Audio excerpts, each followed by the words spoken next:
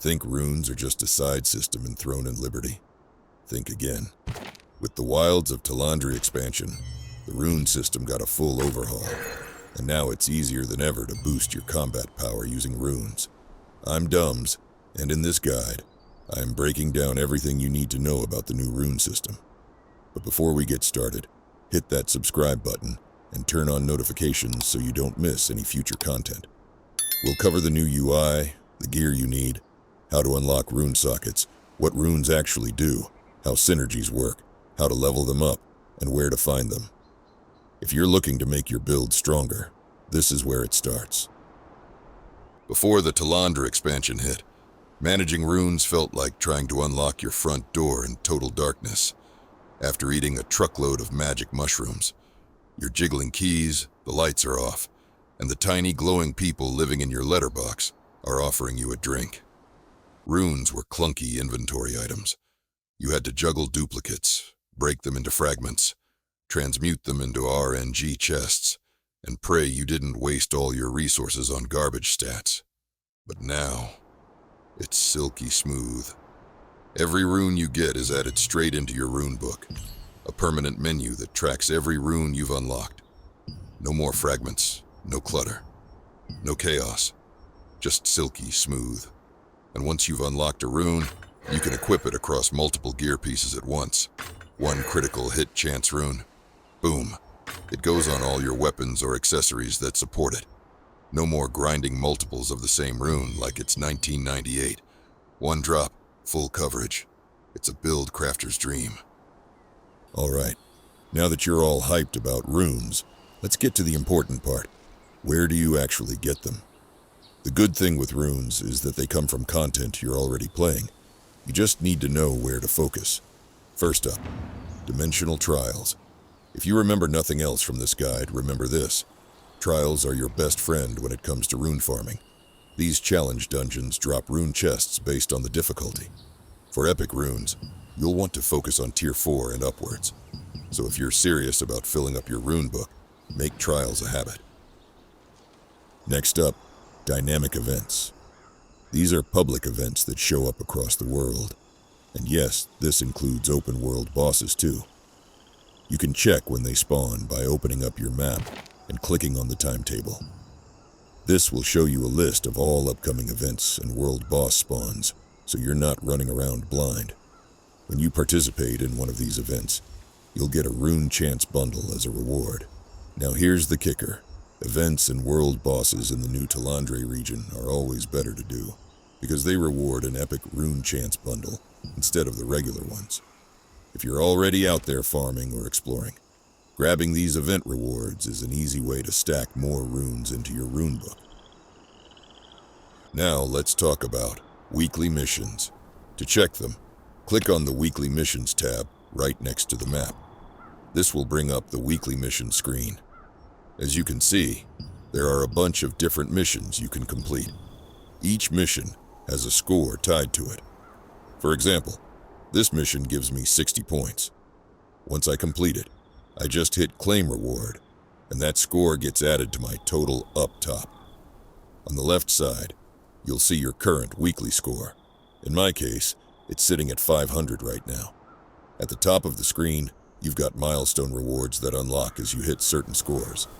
So at 50 points, you get one reward, at 100, another, and it keeps going. The more missions you clear, the more you climb up this reward track. Now, here's the important part. These rewards include 3 weekly epic rune chance chests, and each of those chests contains 50 runes. That's a lot of progress just for doing content you're already playing. The key thing to remember is this. Every week, you've got a fresh set of missions. You don't have to finish every single one, but the more you do, the more loot you get. It's one of the easiest and fastest ways to stock up on runes without any extra grind. Weekly missions are a free win. They're simple. Just do them. Now let's talk about Guild World bosses. These are different from the regular open world bosses we mentioned earlier. You'll access them through your guild base in Vienta Village. Your guild can take on 7 bosses per week. Now here's the thing. The best loot usually goes to the luckiest player, so not everyone walks away with a shiny new weapon. But when the boss goes down, everyone gets runes as part of the rewards. If you're in a guild and you're skipping these bosses, you're throwing away free runes. Plus, getting absolutely one-shotted by a boss in front of your entire guild, that's peak content. Don't deny them that entertainment. Bottom line, if you're in a guild, show up for these fights. It's one of the easiest ways to stack epic runes without solo grinding yourself into madness. Now let's talk about the Battle Pass. In Throne and Liberty, this is another solid way to get your hands on runes just by playing the game. As you level up the Battle Pass, you'll unlock rewards like materials, gold, cosmetics, but more importantly, rune chance chests. There's also the Battle Pass shop, where you can spend your star crystals to buy rune category selection chests. This lets you pick the rune type you actually want, which is always nice. So if you're playing, you're already progressing through this. Might as well grab the free rune rewards while you're at it. On top of that, if you're doing arena matches, there's another way to get more runes. By winning in the arena, you earn arena coins. You can spend these at the arena merchant on various items, but the one you want is the weekly rune chance chest. It costs 1 arena coin and gives you 5 rune chance chests per week. It's not a huge supply, but it's guaranteed rune progress while you focus on PvP. So if you're already running arena, don't forget to grab that chest every week. Now, if you're more of a PvE grinder, let's talk about Abyss dungeons. These are open-world dungeon zones, like the Temple of Truth, Crimson Mansion, and Burkant Estate. While you're inside, every mob you kill, as long as you have abyssal tokens, has a chance to drop runes. It's pretty simple. You're doing your Abyss contracts, farming gear, and stacking runes all in one go. 2 birds, 1 stone. Now, getting runes is one thing, but leveling them up is where the real power comes from. Like I mentioned before, every rune you get goes straight into your Rune Book. No fragments, no duplicate clutter. When you get a duplicate rune, it's turned into growth points, which increase that rune's progress bar. Once you hit the goal, the rune levels up, giving you stronger stats. It's a simple system. Every duplicate pushes you closer to the next level. No waste, no fragments. The more you play, the stronger your runes get. Every drop counts. But let's take a step back. What do runes actually do for your build? First of all, there are 4 types of runes: attack, defense, support, and chaos. Attack runes are the red ones. Their effects are all about boosting your offensive power. Things like critical hit chance, and other DPS stats. Defense runes are the blue ones. These are focused on survivability. You'll see effects like max health, max mana, endurance, and damage resistances. Then you have support runes, the yellow ones. These are more about utility. You'll get effects like weaken chance, sleep chance, resistances to certain debuffs, and other support mechanics. And finally, there's chaos runes. These are a bit special. They're harder to drop, but when you do get one, they give you a powerful bonus, along with a penalty to balance it out. Think of them as high-risk, high-reward wildcards for advanced builds.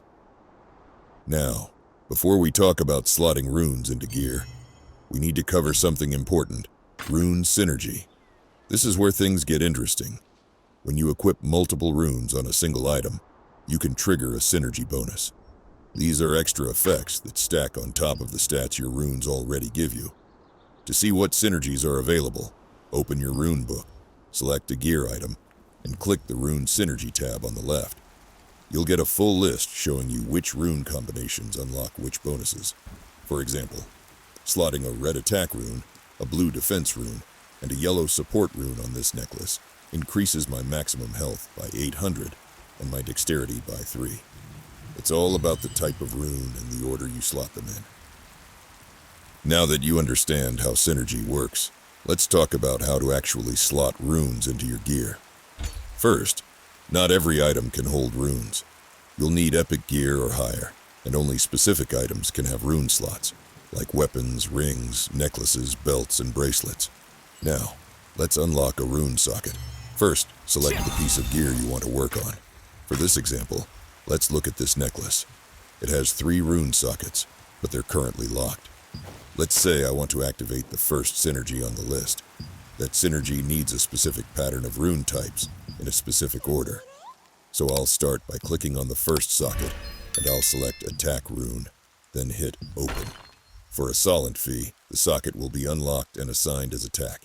Next, I'll click on the second socket, and this time, I'll select Defense Rune. Again, for a solent fee, this socket gets opened and assigned as Defense. Finally, I'll click on the last socket. I'll select Support Rune, and once more, pay with Solent to unlock and assign it as Support.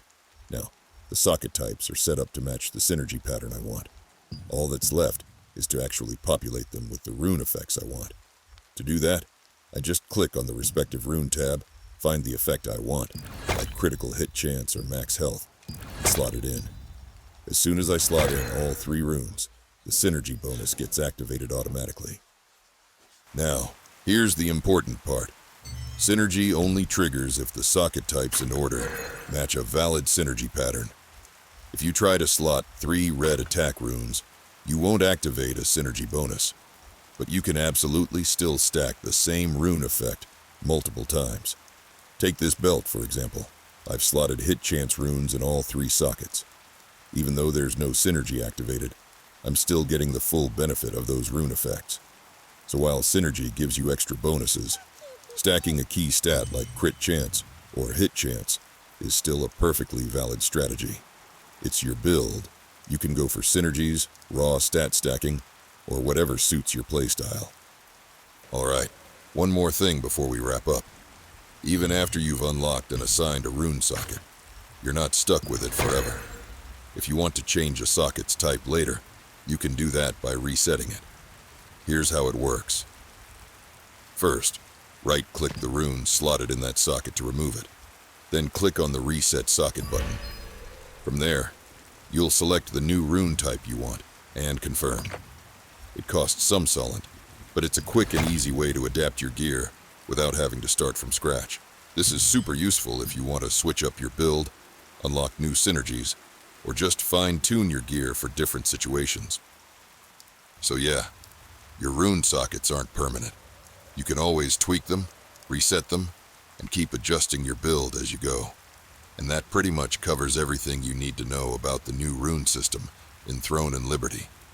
From how to get runes, to leveling them, setting up synergy bonuses, stacking stats, and optimizing your gear, this system gives you way more control. If you found this guide helpful, make sure to smash that like button, subscribe, and turn on notifications for more Throne and Liberty guides. Got questions about runes? Drop them in the comments. I'll help you out. I'm Dums, thanks for watching, and I'll see you in the next video.